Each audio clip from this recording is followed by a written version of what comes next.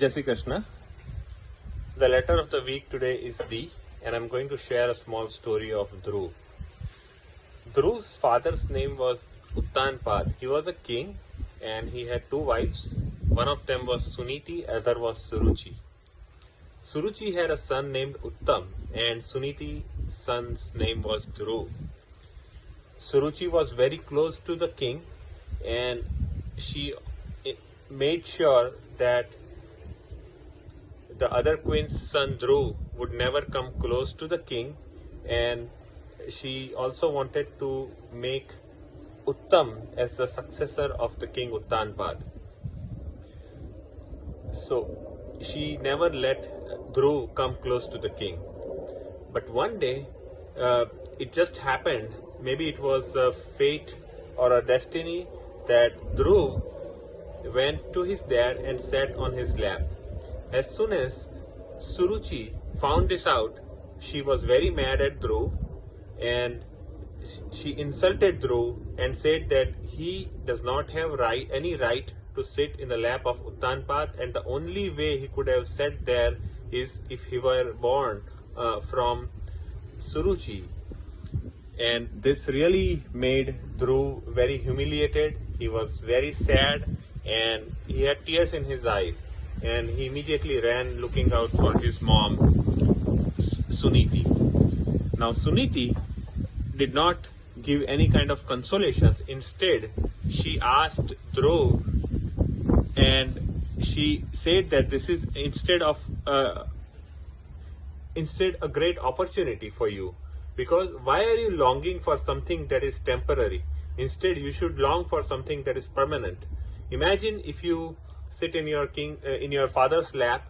Your father is a human and he's not a god. He's not going to stay forever. So if you are going to aim for the throne, or then even if you want to be a king, then you are not going to be a king for more than 100 years at the most. Instead, you have got this life, you have the energy, you have the determination, so why don't you use this to get something that is permanent? And she encouraged Dhruv to introspect and find out what was good for him. And in this process, Naradji came to help. Naradji gave a mantra of Om Namo Bhagavate Vasudevaya to Dhruv, and he insisted that Dhruv should meditate upon this name of Hari.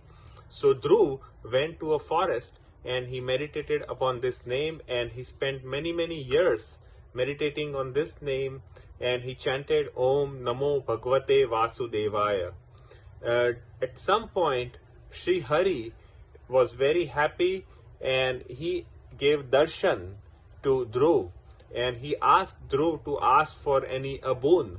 In return, Dhruv did not ask of anything, but he said that I just want bhakti of I just wanted your darshan and I got it, and I have nothing more to ask. I just need your bhakti, and that was it. So he did not ask for anything material. He could have asked for the kingdom and Bhagwan would have easily given it.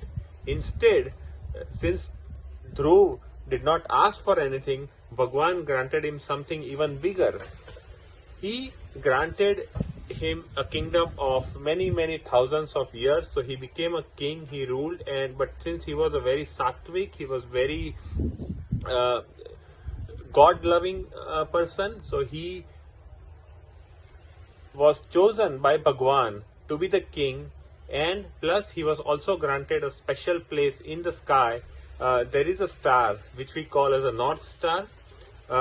In our Indian mythology, that is called Dhruvnotaro, or the Dhruv star, and he was granted a permanent place, and that's how we know about this small story of Dhruv. Now it's a very small story, but there are so many good things we can learn from it.